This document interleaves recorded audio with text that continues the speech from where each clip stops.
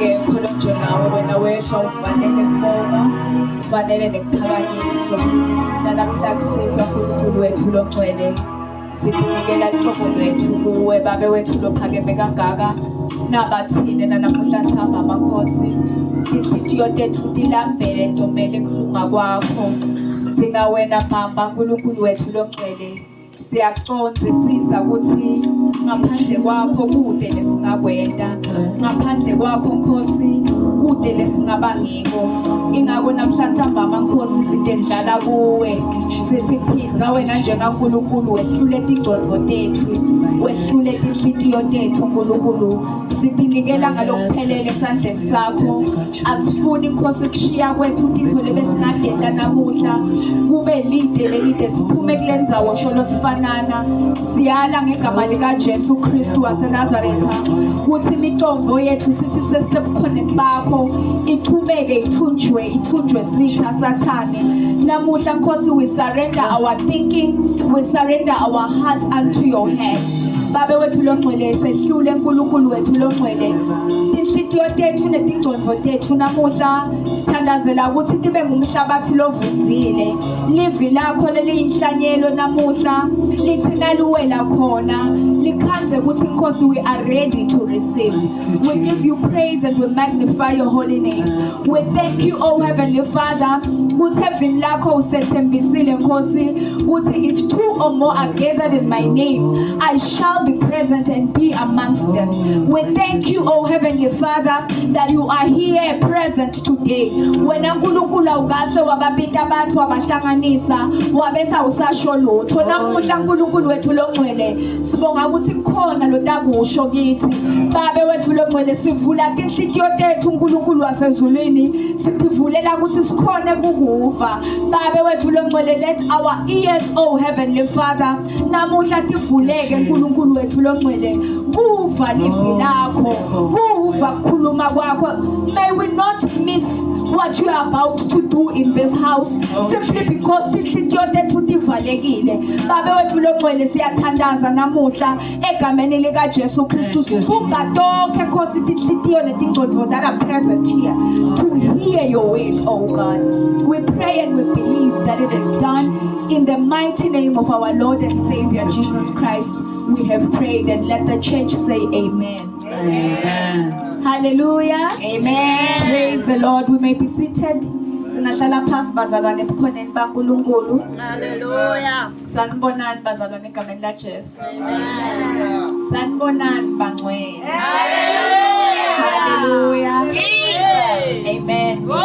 Ngiyacela bazalwane ukuthatha lethuba ngivusele umpostoli umfundisi Dlamini walakhaya ngicela sisukume nibazalwane simshayele tandla and thank God for him. May we all stand in the middle sisukume nibazalwane. Amen. Singahlala phansi bazalwane ngivusele bafundisi lasebenta nabo i-leadership yalakhaya ngicela nabo sibashayele ntandla egameni likaJesu. Siyambonga bazalwane uNkulunkulu wemusa ukuthi we are here sikhona bazalwane ku conference yethu umfundisi soyichaze kamnanzi bazalwane the making of kings from ordinary men hallelujah ngiyayithanda bazalwane ngasuke bese sengiyashumayela angingasho lutho nje ngalendzaba ngoba ube sese uthi na uthi uyadisho lo verse kancane uthi khanze sohambena lo sigaba lesithe kakhulu but we thank God for such a wonderful conference ungizomchazile bazalwane umfundisi ngiyanivusela nami bazalwane my father my spiritual father the bishop uthi tenginivusele naye bazalwane hallelujah amen siyambonga bazalwane uNkulunkulu ohamba nebazalwane lengithandaza nabo khona le rest bazalwane bangiphekele tele hallelujah amen nangabe akhona bazalwane majaha la sengakathathi intombi toilet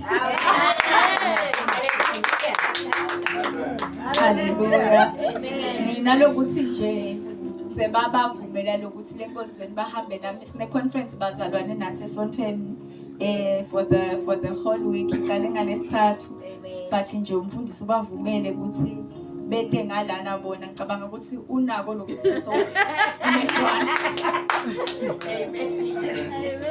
sitshela ukuthi nangabe akhona amajaha laphaya bangabona nakho kube khona labakushoko banikhanene akusiyi umuntu lolukhulu hallelujah praise the Lord you see bazalwane asikethi kutokhipha emadimoni lana sithe conference yebazalwane and one of the most wonderful things in the house of the Lord that I love to do is to teach the word yabo kulesikhathi lesiphila kiso bazalwane simosho ukuthi incumbi yabantu banemadlingozi yabona lo amen your things are coming. Hey, touch your neighbor. Yeah, da. Angaze ngisho tipitch debafundisi baze batshele ukuthi ngidishito tonke tipi. But nje bazalwane, you know what? In this kingdom, there are keys. Hallelujah. You kunetintfo noma ungazila 41 days wenze Jesu ngelanga linye ngeke ukuthola. Until you apply the relevant key to the door. You see, a kingdom yankulunkulu is not a disorganized kingdom. It's a kingdom of order. Kunetintfo lokufuna na ufuna kanje uyabona nje enzabeni yemali. There is no mystery. Blessed is the hand that gives. So wena nakakupha umfundisi wami uvamisa kusho kase ukuthi nangithatha nalicingo lami ngipha nangusibonelo ngimnika ngithi ayi uthi yena ngiphethe sibusiso but is that true according to the Bible ngibani lobusisekile according to live la nkulunkulu ngisho the one that's blessed the one that has the blessing of the Lord is the one that has given. So unfortunately we come in the house of the Lord size sisho ukuthi hey besiya kule Shibboleth conference siyolanza 1348 amen bazalwane really now the truth of the matter is that you are not going to get anything that you want unless and until you are willing to let it go. Waze wafika kulesigaba sokuthi lokhu sengangilahlekela I can give this away. It means that you are ready to receive it. It's a principle in the kingdom. Hallelujah. Imali bazalwana izilelwa. Imali nje kulombuso wasezulwini ayizilelwa imali. Imali naso ufuna kuba nayo you teach yourself to be a giver. The more you give is the more you are blessed. The more you are blessed is the more you are most likely to have to live in abundance. So bazalwane thinekela lamasonfeni sibulewe ukuthi la kangwane nje livangeli lafika ngema-missionary. Ema-missionary what they deprived us was the understanding of giving angisho basebela lento leyo bafika basipha impahla letinkulu kunathi basinika you understand you were there abantu ukuthi bakhona la bebakhona but they told us that the gospel is about receiving kanti the gospel is about giving. Anyways anginamuhla ngifuna ukukhuluma ngemali bazalwana ngiyishiye nje imali endawuzeni ithi lona njalo nakakhona ukukhuluma ngemali. You see bazalwane where we are silibandla in the country simele imvuselelo lenkhulu angisho bazalwane wonke umuntu ukhuluma about the revival the end of time revival kutaba nemvuselelo lenkhulu so siyayilangadelela and we are praying for it angisho bazalwane sonke we are looking forward to that time. But as I was reading the Bible and I was asking God ukuthi inkosi sesinemalanga sithi Joel washo ukuthi emalangeni egcina ngawuthunulela umoya wami what is it that is holding the church back yini lokwenda ukuthi singayi experience noma singafiki lapho khona yabona practical lento sekungasiyo story. And God and the Holy Spirit said a statement to me, what ngulunkulu, the generation leningiyo has lost the key to revival. Silahlekelwe sikhiya thina bazalwane semvuselelo. Ngisho mina ngathi bazalwane la kule kingdom akuphithitelwa. Yonke umnyango unesikhiya sakhona. Every door has got its key. Uyabona kade nasisahlabela singathi ukuthi sithini. Sasihlabela ingoma sithi prayer is the master key. There is no master key. There are different keys. Master key phela bazalwane ngisho ukuthi uvula konke. Shothi nje nangaguqa phasi la nangithandaze ngavuka kusasa sengiyimillionaire. Uyabona? Then I was simply saying God is a liar. God has given us principles and different keys. And the Holy Spirit said to me, what this generation has lost is honor. Honor is a key to revival. I will tell you. I will explain my story nicely, bazalwane. But the birthplace of every revival, imvuselelo bazalwane, idalwa yi-honor. Angathi uthi honor ngeSwati kude igama lelikahle lengelikhanzile. Nang chaza laba interpreter mhlawumbe bangangisithi. I-honor into lechaza kahle igama leSwati lechaza kahle ukuthi yini honor, but bazalwane, I believe that we all understand what I am saying. Honor is the birthplace of revival, a secret code to unlock your breakthrough. You see, bazalwane, when we're talking about revival, asikhulumi ngetinkonzo lekusethendeni elikhulu lapho khona ikeyboard ikhala kamnanzi neband ihlangene kamnanzi. That is, you see the mistake of the revival of us thinking ukuthi siyacabanga ukuthi revival lithendele elikhulu lelinamaphola ka5 lapho khona hleti abantu laba uyabona lehlala i10,000 seater nayo ke i-revival kithi. Kanti bazalwane, i-revival is an issue noma a place or a moment whereby we are going to be experiencing God in every part and every area of our lives. Sitabe singasamsweli uNkulunkulu. Yonke indzawo noma ngisekhaya noma ngisemsebentini noma ngiyawasha noma ngentani kutabe kuphuphuma kuchichima imvuselelo. And into bazalwane lebambe lento leyo ukuthi thina we have lost honor in our generation. We do not know what honor is. We do not honor the people that deserve honor. So bazalwane, unfortunately, uNkulunkulu akakhondwa ngema emotions. uNkulunkulu ukhondwa ngetimiso takhe. That is why we have the Bible as our guideline, because unendlela lo babe lesithandaza kuye lathandazwa ngayo. It's not every other way that works. You see why most of the pastors la ngaphandle labathi baba prophet ukanse bathengisa bo cooking oil nebo doni nabo banibani nemaplate uyabona kuyaphithitela nje awusa understand. It is because people are so desperate for results without wanting to follow the principles. Bazalwane, mina ngicela kunitshela namhla ebusuku, there is no shortcut to this thing. Into yaNkulunkulu ayina shortcut bazalwane. Kumisiwe nje. Kumisiwe kwamiswa from the uthi uNkulunkulu ngelivi lakhe uthi kutawundlula konke kutawuncibili kade inthaba kutakwendeka konke lokungenteka. Uyabona ke nakuthiwa kungancibili inthaba uthi but livi lami litawuguma kuze kube phakathi. Nganento uNkulunkulu la kayihloniphako bazalwane. Above himself, it is his word. Livi lakhe nje limile kuze kube ngona phakathi. Mina angifuni bazalwane impilo isehlule siphume enkonzweni. Angikufisi lokho. Ngifisa ukuthi mina bantu bahawukele impilo from us as a church, because kufanele ukuthi thina bazalwane la ngekhathi sibe nedimphendvulo, because sinaNkulunkulu lo yimphendvulo kulesivele kulesikhathi lesiphila kiso. Our God bazalwane, mane ke sibulawa simoshwa ngilokwe nathi asikufuni uNkulunkulu, sifuna intfo letitfolakala kuNkulunkulu. Manje ke bazalwane, namuhla enthambama ngiyokusho ukuthi angeke uNkulunkulu asinike intfo takhe. uNkulunkulu ufuna kusinika yena. Amen. God wants to give us himself. Uyabona Matthew 6:33 kufuna guideline la mpilweni yakho uthi seek first. Seek first the kingdom.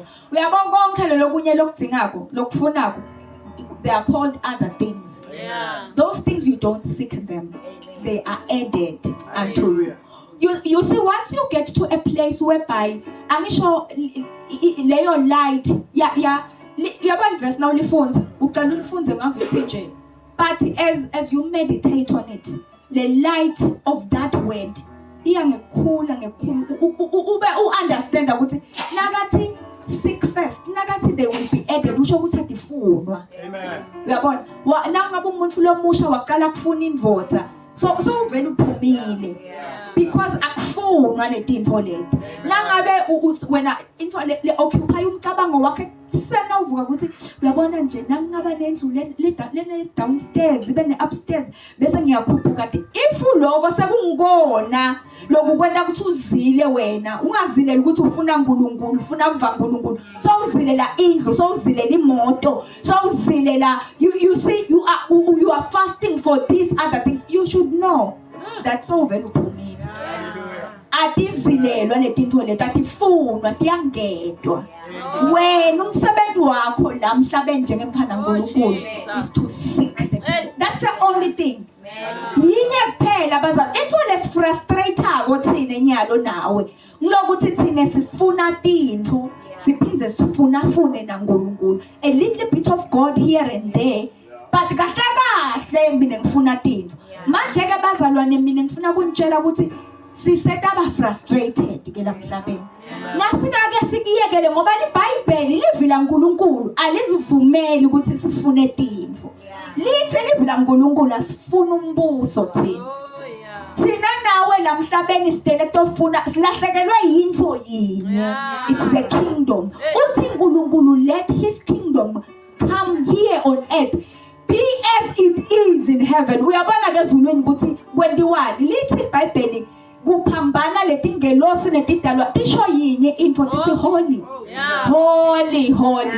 uyabona bazalwane na ungake uvuke ekseni uyekele kucabanga school fees uyekele kucabanga makhelwane lodlise tinkomo takhe kakho uyekele kucabanga anti lo wakuloya uyekele kucabanga indvodza leyakushiya uyekele kucabanga yonke lento uvuke ekseni uthi you are worthy of all praise oh God there is none like you alone deserve all glory and honor okay manje uvuka usho lento leyo uthi mina Nkosi ngifuna wena ngilambele ngomele kulunga kwakho ngigcwalise ngisuthise ngawe uke wente lokho nje kuphela eliviki uqalele linye ungakaqali lutho uNkulunkulu ungakafuni lutho uke nje umbonge umusho and see how your life will turn around and see if uNkulunkulu is he a liar yini ukuthi angeke bese letinye tinto uyatingeta because wena ifocus yakho isukile nawo bazalwane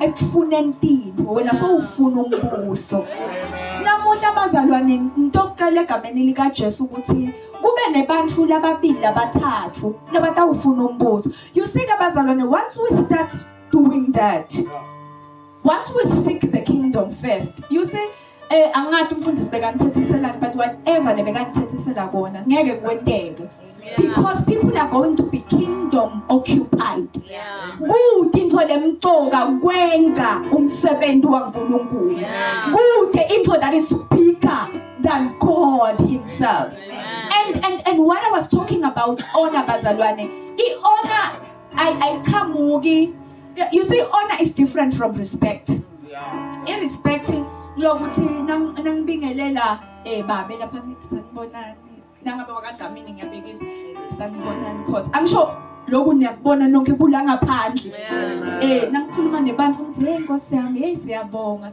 yabona niyasho ukuthi hey hlonipho shem yahlonipha that is respect it's not a bad thing it's a good thing siyabathanza abantu abahloniphako uyabona umuntu iposture yakhe ibonakala ukuthi uyahlonipha wakhulele ekhaya wakufundziswa wakhulele ekhaya but now honor is different bazalwane honor is an issue of the heart Honor is believing, is attaching worth. Go attach a worth on a person. Would say this person is worthy of. You see, honor goes above respect, because respect yendiwa ngilentfolela ngaphandle, but honor is from inside. Honor bazalwane, that is why kuletinye tindzawo ubone angibekise ngajimiswa gathi ngoba akasiwala kangwane futhi ogugile. There was a time whereby bazalwane kwavuma ukuthi ijimiswa gathi nentombatana niyayikhumbula indaba leyo labazali ijimiswa gathi nentombatana vele. But out of honor there were people who stood by him. He was not defined by, to those people, he was not defined by his moment of weakness. That was honor. Lepo bebangatendisi labantu kwakhamga lengekhathi ukuthi kunento lesabayi-attach bamprice alomuntu lento la yendile ingaphasi kwale price labayi-attach lakuyo. That is what honor is. Honor bazalwane looks beyond the limitations and the faults of the person that you are following.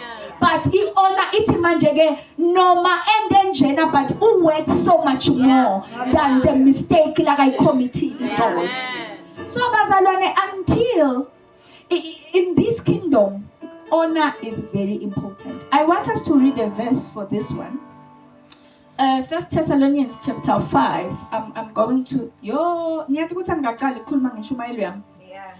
Yo, Holy Spirit. Ngithandazile mangisuke ekhaya ngathi 45 minutes. Okay. Hi, Apostle, I've changed. You'll be surprised. In the next 45 minutes, I'm saying 20 minutes. In 20 minutes, bazalwane. Ngabe ngihlala phasi. 1 Thessalonians, you see bazalwane chapter 5. Lolo tangfunzela. Will read for me verse 12 and 13. But before that scripture is read, you see, honor bazalwane is not for children in the Lord. Honor yendiwa bantu laba matured in the Lord. You have to grow to a certain stage for you to produce the fruit or the ube ngumuntu lokhonako to honor. Hallelujah. Hallelujah. Ukuthi nisekhona inibazalwane. Hallelujah. Honor futhi bazalwane lokunye ngayo lokufuna ukwadi ukuthi i-evidence yekuthi lo muntu uhamba naNkulunkulu. Kude umuntu longumlandzeli waNkulunkulu who doesn't know how to honor. You say bazalwane, one of the things that you should know ukuthi i-blessing yakho ayikho ezulwini. Nkulunkulu tonke tintfo sowatehlisa wachiya ngala ngasemhlabeni tikubantfu. Kude nje intfo lesotayilandza nkulunkulu. There is nothing that is with God. God has left everything to man. You see bazalwane, if you can't recognize mina nje bazalwane babu wami enkosini. Amen. Bishop JV Hlatshwayo. Amen. Hallelujah. Ngeke sekwenteke ukuthi ngibe nenkinga bese sengiyokhuluma nemfundisi Vilakati. Angimadala umfundisi Vilakati. Sengiyoyikhuluma nemfundisi Vilakati. Umfundisi wami soyiva ukuthi indzaba tami tilungiswa nguVilakati. Una Vilakati lo ngene etindzabeni tami vele benginenkinga le serious and lendzaba yami seyize ngoba Vilakati ngibabe lomdzala cishe lo ngathi sengibona ngathi unemsoqo. Yabona sengiba ngathi vele. You see bazalwane, once you don't understand structure, you miss it in this kingdom. Okay, angiphume ke lapho. Angibekise ngasekhaya lakho. Umntana wakho make uthi uyabona nje uyambhadalela esikoleni ungendela kokho uyazama uyabona uyahlanganisa njengemdali uyabona and uve ukuthi lo mfana ube nenkinga esikolweni wavele wahamba yobika kalo kamakhelwane wahamba namakwamakhelwane baya esikolweni bayokhuluma nje indzaba vele lo make vele utimisela uyamsida vele lo mfana wakho awati wena mntana lo mfana. How would that make you feel as a parent? We actually asho ukuthi manje lo mfana akamhloniphi after senitihluphe kangaka ngidlubulunzeka ngimzamela lo mfana. So njalo nawucabanga kube ndela lutho labamfana uba wegcina shem hayi ngoba uyamnyanya but so uyathi ukuthi abanenzaba nawo. Lona ucabanga ukuthi impilo angayiphila namakwasibusiso so aseka wayinyalo lokusekadzinga angayikuma kwasibusiso ngoba phamba kwasibusiso umbona ngathi ungcono kunami. So bazalwane, some of the things that we do as Christians in the church, not honoring our spiritual parents. I'm telling you the truth. Uyathi ukuthi ungakhanza ukuthi wena unguletiga lo ngitodona. Ngokuthi you just like on. Awukwati kuhlonipha wena. You don't honor. Yabo iBhayibheli nalikhuluma ngeHonor, likhuluma ngekuthi honor. Listen, honor your mother and your father and your parents in the Lord. Angisho. Libabala laba biological, libese libabala laba spiritual. Mina bazalwane ngifuna nje ukunitshela iqiniso lelihle namhle ebusuku mina ngeke ukukhuluma emanga. Okay, ngawashe manga sijabulisane la ngithi info yakho iyabuya uyabona. Things are happening in the spirit. I see you in the spirit becoming a millionaire. I can lie to you and say those things. But I want me to tell you the truth. Let it for ngeke tibuye wena ungahloniphi ngalendlela ungahloniphi ngayo. uNkulunkulu ngeke sekalende liphutha lekuthi akathathe wena kuphakamise kuleti galongi itotono. Singaba yini la mhlabeni sekuthiwa uNkulunkulu uphakamise wena. Wena awuhloniphi nyalo ungana he. Na ungake ube nemali singaba yini singahamba phi la mhlabeni waNkulunkulu. Sekuthiwa uNkulunkulu uphakamise wena. Singaba yini bazalwane? uNkulunkulu uyafuna bazalwane ukuthi sibe nako. Futhi uNkulunkulu uyafuna kusiphakamisa, but uNkulunkulu uyesaba, uyabona ukuthi nangake ngenhlanhla lembi ngiphakamise nami. Umfundisi angafika nje umbuzo ukuthi umfundisi nendani lana. Mase ngiyadlala umfundisi ayibonakala manje lento. So nemali sova ngathi angakhuluma sinoma kanjani, akasati ukuthi bani ngibani. Ebazalwane, money makes you worse. Imali kwena ube okay bahlale basho ukuthi imali kuba nemali akukwendi ube worse, bathi kuveta lokuthi ungibani wena kahle kahle. It's just that nyalo hayi ukuthi nanyalo uyiprayer worry kulokuthi uphuyile. Uyabo, it's not like uthandaza kangaka because uthanza uNkulunkulu, uthanda seswaphuya. Na ungakube nemali ngeke siphinde sikubone. Ngabe sositshela ukuthi inkinga lapha kude ma-aircon ethendeni yangisuffocator bodokotela sebakhulume nami because you don't know honor. Ebazalwane thina nyathi thina nisibanjele letinto leti very petty and small. Umfundisi wami uke wakhuluma ngelivesi kulamalanga lelithi ngimphungushe letincane leticetha zivini. Uyabona lento yokuthi bazalwane sibanjelelwe nje letinshona letincane. Thina nani nasingafasa lapha uyabathi nebazalwana sifani nebantu labale emaveni. Uyabona abantu labo bede isikhathi saNkulunkulu. Thina nani Monday sesonfeni. Mina nje ngosami ngibala ukuthi yebonini. Maye ngosami mina nje evikini ilanga lenginalo linye vo Tuesday. That's the only day that I have to see my kids ngihlala nabo ke bakubona lawo ma-awana namabidlana lamathashwana. Kwaphindze kwathi lesithathu sengiphelile siyoze siphinde sihlangane ngalesibili lo landzelayo. We are so dedicated. But bazalwane, why is izinto zethu tingahlangani ngaso? Why? Because thina bazalwane sihlulwa kuletinshwana letincane nje lokufasa lapha nalapha. Uyabona mangithi ona sengazuthi hayi sitamphakamiso sitamkhukhumida ngeke sekadi. Uyabona ngane bazalwane noma uyamphakamisa noma umphakamisi iBhayibheli laNkulunkulu lithi nje ona. Period. And until you get yourself into a place where you know how to honor and you do it the God's way, you will not go nothing for long ekudivule. Uyabona lento lesifuna ko levuselelo lenkulu ukuthi sifuna vele ku uyabona kuphambane boshaka baba angeke bazalwane honor. That is the birthplace of revival. Honor. Just learn how to honor. Honor your parents at home. Noma ngabe naba ngemasimu, noma ngabe makwakho bekathanza bani, noma ngabe baba wakho bekathanza bani kunabani. Ebazalwane ukukholwa means that there are things that you should put behind. Means that you should be able to go and apologize even when you are not wrong. because kunesibusiso lesiphuma kumntali nje ngeke usithathe noma ungafostela kwala empilweni kunetintfo letingayuke kuhlanganela until makwakho noma baba wakho athi inkosi kubusise mfana kude lo munye loyo akugcazule kule ntfo leyo. Number 2, your spiritual until athi may God do unto you. Angeke ungahlangana nabo TD Jakes, uhlangane nabo Noel Jones, bathu labaqhamuke emaveni laba lesathi ukuthi thina banethi kusiso lethi, but they will not release the blessing that your spiritual father will have to release on you.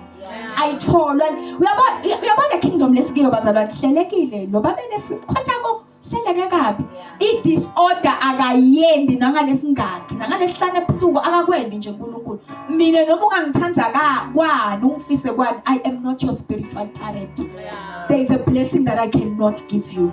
Lesibusiso leso nje angeke nje mina noma ngingakufisela noma nawe ungatifisela ukuthi ngikufisele siyafiselana nje lokwala emhlabeni, but according to the hierarchy and the principles of God, that blessing will only be released. Mina ngivele ebuhlungu nakathi umfundisweni bekangikwatela ngabona ngathi yathi kuthini bengakade ngiseli kuyisho lento lena, but ngababonisa nje ukuthi abazalwane ningavumi ukuthi nakanicabanga nakakhuluma naNkulunkulu inhlito yakhe ibilimele ngani, ningayivumeli lento leyo. Never allow that. Fix that, whatever it is bazalwane kulungisene. Ngithi mina bazalwane kunetinto kunamathenda akho hayi ukuthi bayakuloya uloyo angimuntu. Kunabantu abakho lekufuna baphume ama-drugs awuloyo angimuntu wena. I-problem i-honor. Kufuna kusho umfundisi wakho athi may it be well with you my child. And until he says that, uyophithitela la mhlabeni kuyoba ngathini. Uyobuqalekisa day in and day out uze uthi kukholwa kusebenzi uze uphume ebusuku uhambe etinyangeni so uyozama boswayila abapinki nani nemakhandela la red. Uyabona tinsiza takamoya bakusho njalo ngisho labafundi bathi tinsiza takamoya. Uyozama tinsiza takamoya day in and day out for what good reason? Uhlulwa into lencane nje ona. You could have just done that and did what I could be a little bit aligned. Okay, singasalfunzi indel verse bazalwane ngicela nje siphume kilo. But that verse bazalwane niyalata ngisho. Ngileleli khuluma ngekuthi dear brothers and sisters, honor those who are leaders in the Lord's work. They work hard among you and give you spiritual guidance. Angisho. Lithi ngilo lelithi give them double honor. Angisho. Alisho nje ukuthi ba honorishe once. Lithi give them double honor. Ngicela nilifunze shambazalwane. Nanifike ekhaya. You see honor bazalwane. Vele uNkulunkulu shothi mangcwele uyala kuthi ngikhuluma ngale ngoba into okhuluma ngayo. Honor bazalwane, what honor does, it produces something is just dropping in my spirit. Honor bazalwane produces destiny. You see luhambo lwebamfana baka Israel nabasuka eGibhithe baya in the promised land. You see why only Joshua and Caleb labafika labekiwa khona labanye bafela ehlane bonke. Do you know why? It was because of honor. Laba, they were murmuring, they were grumbling, they were complaining. The whole way yonke lendlela bebenda netimpo le, they were murmuring, they were grumbling, they were complaining. Uyabona la sonfeni bazalwane waze waba ngumngani wemuntu lohlala bona tinto letingahambi kahle la sonfeni. Hayi mina bazalwane ubonile ngicela ukusita nje one time pressure nje kuloyo mvu loyo nakakushayela uvele umtshela ukuthi ngisemthandazweni kuleli viki nje ngestamp ngeke ngithi ngozololo sisi semthandazweni. Uvele nje uyathi ukuthi kubalula manje ukuthi sota wathi ngoba sengishito lana yabona. Okay nginaso lesinye sizathu like mina vele ngiyatshelana letifo lethu. Okay nginaso lesinye sesithupha songangibutale la ngaphandle because nangisisho utowuva lo mzalwane bese so uyati ukuthi na uthi na usho lento so uyati ukuthi okay mina ngivela ngithi ngisemthandazweni kulamalanga lo munye kulamalanga ngivele ngamtshela ngathi ngingenele 40 days fasting ngakushayela nayiphela.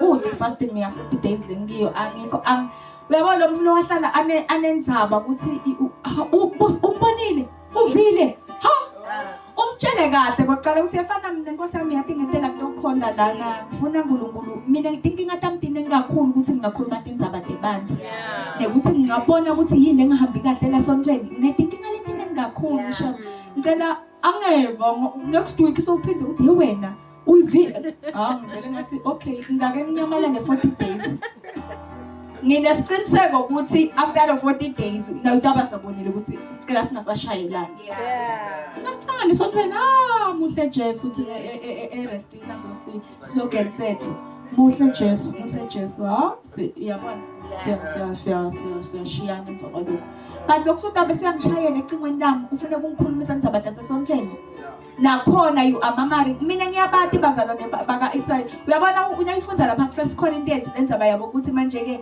liningi labo limjabulisanga uNkulunkulu angifunje bakule category leyo lebala ukuthi abamjabulisanga uNkulunkulu because of how they treated the men of God who was leading them. You see bazalwane ukuthi thina bandla ngendlela lesitreatha ngayo bafundisi bethu singabenda ukuthi bagcine bangakafiki na promised land. Uyabona Moses ukuthi wagcina angakafiki because bamcunula bagcina bamhlubulile ngendlela bebenda ngayo every day bebaphuma nestanti lesisha labantu bambonile uNkulunkulu walomuntu abakhiphe eGibhithe bambonile uNkulunkulu walomuntu abaweta lwandle bambonile uNkulunkulu walomuntu abaniketa imana bambonile akhiphe emanti edvaleni bathi kuba kona lokho solo kukhona labakuthosola ukuthi thina vele ngabe wasikhiphelani thina besidla bo anyanisi lena uyayibona lento leyo bazalwane teach yourself ukuthi mina I don't want to be a complaining I don't want to mama I don't want to grumble mina if anything anyway bazalwane before I sit down ngicela ukunitshela ukuthi there are different types of sons ikwalile yathi kwalembamba ke namuhla yabo bengidimisela ukuthi ngizofunda alivesi ngibe ngimfundisi nje lo proper yabo. There are different types of sons in the Bible bazalwane that I want you to measure yourself now. Which category do you fall into? Yabathi lokho akusinishumayelo yami. Ngiyathi usibenginishumayelo lemnanzi kwani. Yo guys, nitibulele ngekukwatisa umfundisi. And bese ngiyeva nami. Na imvole bengitontshumayela imvole le proper. Amen. But I want to mention this bazalwane, the types of sons that we find in the Bible. You see bazalwane, when you read the Bible, please note that the Bible was not written for non-believers. Okay, the letters or any other book that you will read in the Bible, it was addressing bantwana bakaNkulunkulu. Yayiveli address abantu labakholwako labamthandzako Jesu. Labamemukele njengenkosi yemsenzisi wabo. But la khathe enkonzweni wawukhanza tinto letingathi kukhulunywa nemahedeni. So bazalwane, I want us to get in that mode. Singaze sibuke ngathi uthi mina uyabona ngiyanhlubula ngendaba thina yahlubuka nini. Ngikhuluma ngento lekhanza kane emasontweni. There are these different types of sons. Ndawugcina ngala labakahle. Let me start with sons of Belial. 1 Samuel chapter 25. Is it that one? No, it's yes. But anyway, yes, it's 1 Samuel chapter 25, bazalwane. Angisho ngishito ngathi lokho bekungasiko lebengoshumayela ngakho. 1 Samuel chapter 25 verses 17 and Judges, I think in Judges chapter 19. Okay, angavumele ukuthi ngithi I think. Now Judges 19 verse 22. Na 1 Samuel chapter 2 verse 12. You will find this kind of sons that I'm talking about. Bible nawufunda in the King James version, libabita ngekuthi they are sons of Belial.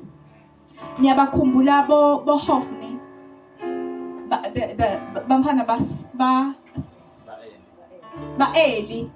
Yes, the sons of Eli. But the sons of Eli malikhuluma ngabo liBhayibheli libabita the sons of Belial. You know what that means? A worthless son, a useless son, a wicked son. This is the son in the house of God. Because if you remember, there were sons of a priest. Okay, the judges, I think, but the Lily Judges about a man who had traveled to Ireland as Nanagaza Nesaki, which Judges 19. You remember that story? Ireland as Nanagaza Nesaki, Babitala, Wafukom Salisa, Natisa, Emalanga, went out, Emalanga. Then on this day, he insisted that he wanted to go. Wahamba, Nagahamba, Nagendula in this city. And then eventually he found him. A man found him. The sons of Belial. So the wicked sons, people that are driven by a spirit of destruction. But they came. Ebusuku bathi asikhiphele lamabhutha lo wangenzilela kakho, we want to sleep with them. So when we talk about the sons of Belial, and I've also made an example about Hophni and his brother, kuthi they were ngiyakhumbula mosibazana ukuthi eBhayibhelini bebathumeke ukuthi they were doing wicked things in the house of the Lord. Bese baqale kulala nebantu balala nabo la thempelini ekhathe thempelini inside the house of God. In the church bazalwane, we've got these kind of sons. The sons of Belial, they operate under the spirit of the Antichrist, a spirit that says that they can do all kinds of wicked things. They are inside the church, but they are wicked. They are worthless. You cannot put a price. No matter what we are saying,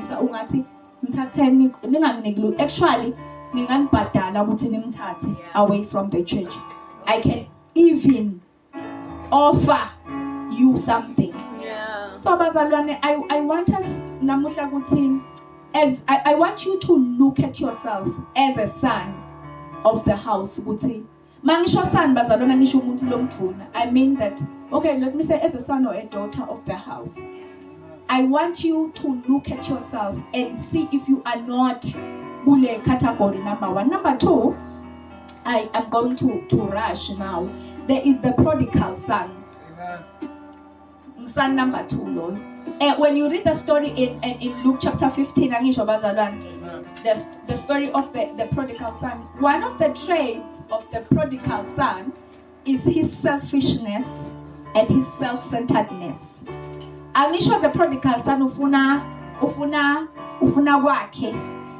Ucela ngicela unginikete lokwami. Ngicela it's about yena. Is a son, but akanenza another umsebenzi of the father in the house. Is selfish and self-centered. Ufuna i-welfare yakhe.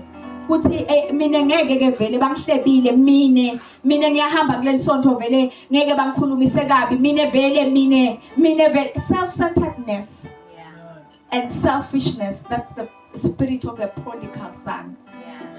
Bese ngicela nibuye ke ningajaki nini base Bible school kufuna confine kule story ngiyathi ukuthi story sigcina kamnanzi kwani, but at this moment I just want to talk about the traits of umuntu lo prodigal son in the house of his father. And lokunye ngako it's disloyal, very disloyal, because loyalty bazalwane it's you always stick with your father. That's the trait of a loyal of a good son. But a prodigal son will be disloyal. Without yena nakabona tifo ngahamba kahle athi babe nginike lokwami. Ngifuna kuhamba ngiyevendela khashana. That's the trait. Mina ngifuna utikale wena ungabuki lo mnyumzalwane udibuke wena nje. And also bazalwane, a prodigal son is foolish in his actions. Aga calculate, aga bali the cost of his actions.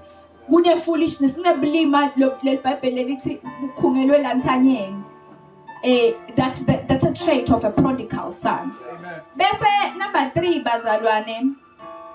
Okay, ngidokutshela loku kahle ngaye.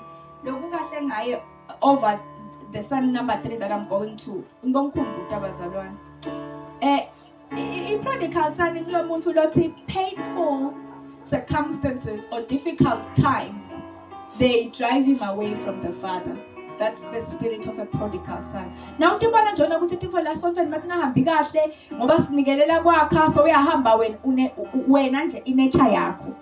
Lana uyofa uyesogweni solo uyi-prodigal son. Number 3, we have the older son. The older son is a hard worker, but is also a self-righteous son. Yabona lolo zawu. Thina lela daba vele shothi cishe nje solo yaqala kunathi ngithi vele siyasebenza sisemasimini bahamba phela bozibanibani bahamba phela sokukhuluma ngeprodigal son ke lapho bahamba bobani sathi nje nasicela sithi senda in yawo basishiya awuthina solo sikhona siyibambile self-righteous zawu futhi ke angiboni ukuthi kusengaqhubeke kahle singahamba thina kude phela kungavalwa vele. That's the spirit of the older son. You see, the son is not, in as much as the son is a hard worker, the son puts in the work, but the son is too self-righteous for effective. Because the hard work yakhe be rewarded by God, not himself. We understand that level itina ibu Pharisee. You remember the Pharisees how they behaved. Itina ina lo moya we Pharisee nje lento yakhe ukuthi lo muntu wenda ngoba ufuna abantu babone yabona. That's the spirit of the older son. Okay, sengiyaphangisa kenyana.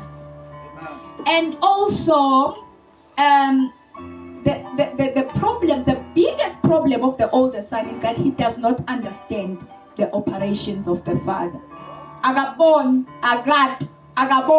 but ukhona agahambi, futhi agahambi. Ukhona ulangekhathi but agabon. Agati ukuthi yini into le inhlitiyo yababa wakhe ishaye kahle agati. Agabon but ulakhaya agahambi.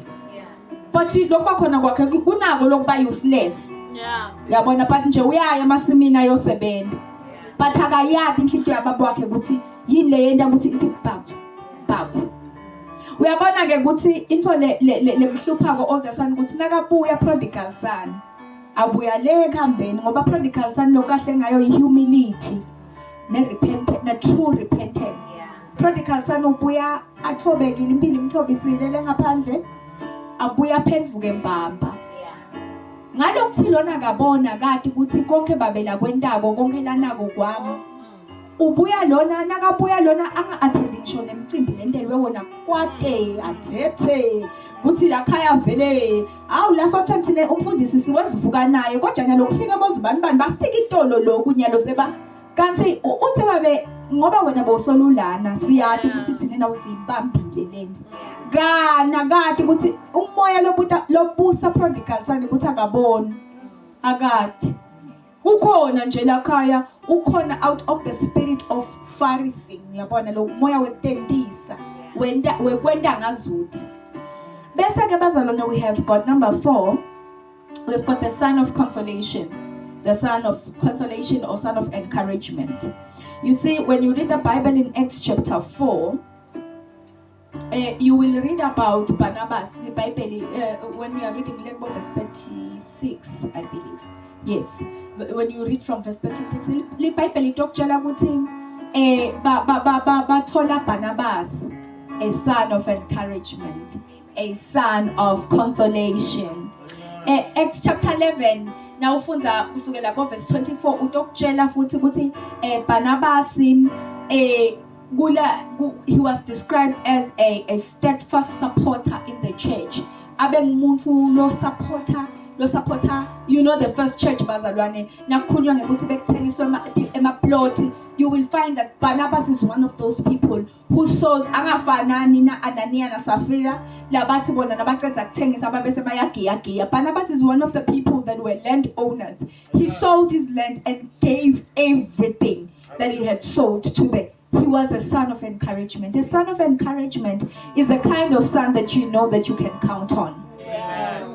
When even when they don't have, fika kakhe endlini abone ukuthi ngabe ngingathengisani kuze kuthi le conference ihambe kahle. A son of encouragement, the kind of son that every father is looking for. A son that will say that my father's business is my business. What my father doesn't have, I should make sure that he is provided. Unago kuyenteka. I make sure that I make things happen for my father. The son, this kind of son, the son of encouragement, is the kind of son that will lift the father's hands when they are tired in the battle. He will notice that you have to take I need to be the lifter of his hands. Make sure that my father is supported. That is the son of encouragement. How I wish bazalwane latabamuti besingabana the sons of encouragement. We move away from the wicked sons. We move away from the prodigal son. We move away from the self-righteous, the older son, but we become the sons of encouragement. An encourager in the vision. Naga umfundisi nagati ukuthi nakaqakekile athi nagathi ucabanga wena athi ukuthi I can call my daughter, I can call my son, he will come. Hayi lokuthi awunamba bangadi ngabe vele sesitawenda njani mfundisi hey uyabona kube mfundisi thembisi vele mfundisi you know uvela umangale ukuthi ngabe lo mfube ngimshayelelana. But an encourager, can you imagine bazalwane kube Ohura and Aaron, they did not notice that Moses' hands were getting tired. You know, we would be reading a different story altogether. But because there were sons of encouragement who had eyes to see that now the man of God is tired, and it is our responsibility to look for a stone. The man of God did not go to look for a stone, but these sons of encouragement went to look for a stone to support him. And they decided ukuthi le kakataka tisinyiswe ngithi inkinga ke lebakhona kulamalanga ukuthi nyalo bathi bangabona ukuthi tandla tsiniwe bamuce wena lendvuku bacabange ukuthi nabo bangayiphakamisa. Gani bazalwane being a son Nkosi yami ngithina ngicela ngathi kule kingdom kune order lethu ungayithathi ngemawala uyabona ungayithathi ngemawala ungajaki utawusilimalela endleleni. But what you need to do is to lift up the hands of the men called and ordained by God to lead you into the next level of your life. Let us become the sons of encouragement. And number 5, bazalwane, the last one, we have the beloved son. You see, those kind of sons, bazalwane, are very rare. They are a once in a lifetime kind of sons. The beloved son is the kind of son that will go down and leave the glory and go and die because the father needs someone to die. A beloved son is the kind of son that is dead. You see, that means that he has got no will of his own. Kude nje lokwakhe. Nawuhlangana naye kude lokwakhe. It's not about her, it's not about him, but the will of the father. Kubuya ngekuthi babe ufunani babudzingani. I am here because my father needs this. I am doing this because the beloved son bazalwane uthi Johane nakabhala uthi ngayibona lencwadi but bekude lobeka ngayithatha. There was just no one until the beloved son offered and said that wabe uyayithatha lencwadi. Only a beloved son can do that. Not even the son of encouragement would offer to die and leave the glory. No. It's only the beloved son. The one that lokhanza ukuthi loku kwakhe sekwaba bede ngisho nakunye. There is nothing. Yonke info la yentako lo muntu inside and outside kusukela ngemsombuluko akameli ukuthi kube lisonto. Kusukela drive info lemdriver ko akusiyo info lefunwa nguye, but it's what the Father wants. How I wish bazalwane ukuthi uyabona lapho iachievement even in the big churches lokhanza ukuthi kuhlala bongakhi bantu utokhanza ukuthi na ube nenhlanhla in your calling unamunye, just one beloved son. Kanti uthi unawo mhlawumbe labo son of encouragement mhlawumbe unaye 3 noma 4 noma 5 ebazalwane. Mina ngithi we want God to make kings out of ordinary people like us. Let us make God's business our business. Amen. There is no other way. There is no secret. There is no 5-step to becoming a king. 5 steps to we are on 10 steps. Step number 1. There are no steps, bazalwan. Just make God's business your utmost important, the most important thing in your life, and God will reward you. Nkulunkulu simo sakhe nekwenda kwakhe bazalwane akawadle manje umuntu azange. He's a faithful and honest God. As we close bazalwane, I want us to remember 1 or 2 things. No, let me not say it. It will take another 30 minutes. Let me just not say it. I want us to remember one thing, bazalwane guthi. When you read the Bible, you will find that David is not from a line of kings. Akaqhamuki lapho khona kwakutalwa amakhosi khona. David was just a son of Jesse. Not a favorite even at home. Just a shepherd boy. But David now, when we read about him, he is the forefather of Jesus. Jesus comes from there. So God took an ordinary boy and made him a king. He took a shepherd boy and made him a king. What was David's secret? The secret of David was that he found the heartbeat of God. Why thola ukuthi inhliziyo yaNkulunkulu iphambiswa yini? Wastika kule nto leyo. He did not go around looking for things, but he went around looking for God. David bazalwane kwahluleka sekagcotshiwe wagijinyiswa ngisawula umuntu lo bese kalahlekelwe uNkulunkulu.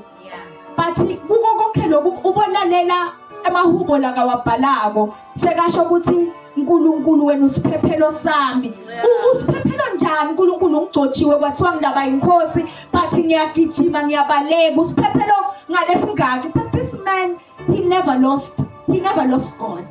He lost everything else. That is how kings are made out of ordinary people. But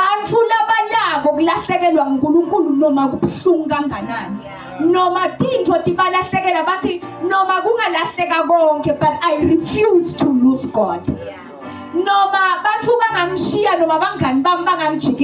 But I refuse to lose God.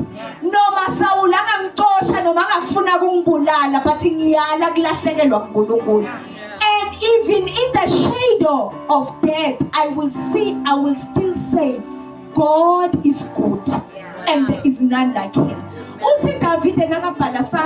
The Lord is my shepherd. I shall not want.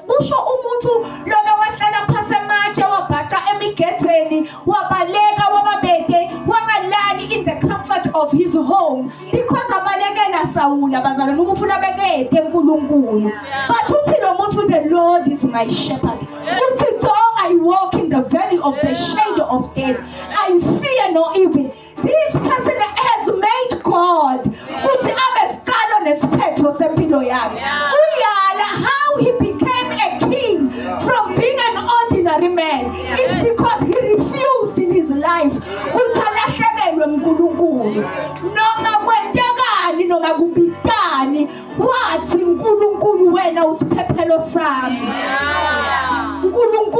wena ulithemba lami. Into letasenda bazalwane ukuthi sisuka kulesigaba lesikiso and become kings. Akusiko ukuthi sithandaze ma-hour amanganani, akusiko ukuthi senda ini kanjani, but ukuthi sale kuhlukana naNkulunkulu. Noma timo tisivukela, noma ngalelinye ilanga side lesingakudla, noma ngalelinye ilanga abantwana bangakakhona ukubhadaleleka, but sithi wena Nkulunkulu siphephelo sami. Ngingasuka kuwe ngibheke uNkulunkulu ngoba amave kuphila atholakala kuwe. Into letasenda ukuthi sisuka from being ordinary people and become kings, ukuthi sibambelele bazalwane. Sithi noma ngihamba esigodini selithuthi lokufa angeke ngize ngesabe. I refuse to fear. I will replace fear every day with faith. I will believe in the Lord my God. Into letasenda bazalwane ukuthi sibe bathu labadinkosi noma besibathu kadana nje ukuthi siyamethemba uNkulunkulu. Asiniki kukwethu ukuqonda, but we trust in the Lord our God. Ukuthi simende yena abe yiphila of our strength. Ukuthi sibalekele kuye. The righteous run into it. The name of the Lord is a strong tower. The righteous they run to it, and that is where we will find our safety. Namuhla bazalwane sesiphuma enkonzweni ngicela lokho mina ukuthi asesike simethembe lo Nkulunkulu. Simthembe bazalwane kude tinsita letikhona. Simthembe nje yena yedwa njengalo kanjalo. Take him as he is and begin to trust in him. May we all rise on our feet. Bazalwane namuhla nthamba masithi bazalwane sikusho ngeqiniso futhi etinhlitweni tethu ukuthi siyamthemba uNkulunkulu lesimkhondako ukuthi angasenda nathi. Ukhulume nawe ukuthi uNkulunkulu la kuwe. uDavid bazalwane njengalo ngishilo ukuthi akafunanga ukuthi khokho wakhe beka inkosi kuphi but yaqala la David. Nawe mhlamba udalwe ebukhosini, mhlamba udalwe ekhaya elinemali, bathi kungaqala kuwe, kungaqala ngawe. From you moving bakho sale badla dithelo ukuthi make wakholwa timo diphambene naye, make wakholwa timo dingavumi, wala kulahla uNkulunkulu noma simo siphambene naye. Wathi ngiyamethemba lo wafa wafela eCalvary. Wathi ngiyamethemba ngincike kuye, angigabanda ngisoli, wathembekile uNkulunkulu. Namuhla bazalwana simvumele uNkulunkulu ukuthi asakhe kude bazalwane umuntu lo wafika kamalula. I thought I was going to talk about that. Kuthi kuba bonke labantu lesifunza ngabo la eBhayibhelini kude ngishona munye lo wafika kamalula ebukhosini, kude ngishona munye lo wafika kamalula ekubeni inkosi. Lendlela bazalwane inemanyeva but idinga abantu labatawuthi ngiyamethemba uNkulunkulu. Ngiyamethemba. I refuse to lean on my own understanding, but I shall trust in the Lord. Heavenly Father, siyabonga uNkulunkulu namhlanje mbamba kuthi wena wethembekile. Futhi inkosi sibonga mbamba kuthi namuhla wena ufuna kwakha inkosi kithi. Bantu labatawubuza uthi inkosi na udala umuntu wathi wena inkosi usakhele kuthi to rule and to dominate. Baba wethu longcwele namuhla inkosi sifuna kuthatha lamagunya lawo. We want to live as kings. Baba wethu longcwele noma besikale as ordinary people, but when uNkulunkulu sibitele ekutheni sibe makhosi. Heavenly Father, help us in the name of Jesus. Begin this journey in a place of honor, where we are going to honor our biological parents, we are going to honor our spiritual parents, we are going to honor the Father that you have given us in this house. Baba wethu longcwele sebenza inhliziyo tethu uNkulunkulu usehlule as a church, so that uNkulunkulu wethu longcwele we can begin to enjoy journeying with you. Kumnandi kuhamba nawe uNkulunkulu ngasenda livi lakho when we do what you as God have told us to do. We give you honor and praise, O Heavenly Father. In the mighty name of our Lord and Savior Jesus Christ, we have prayed. Amen.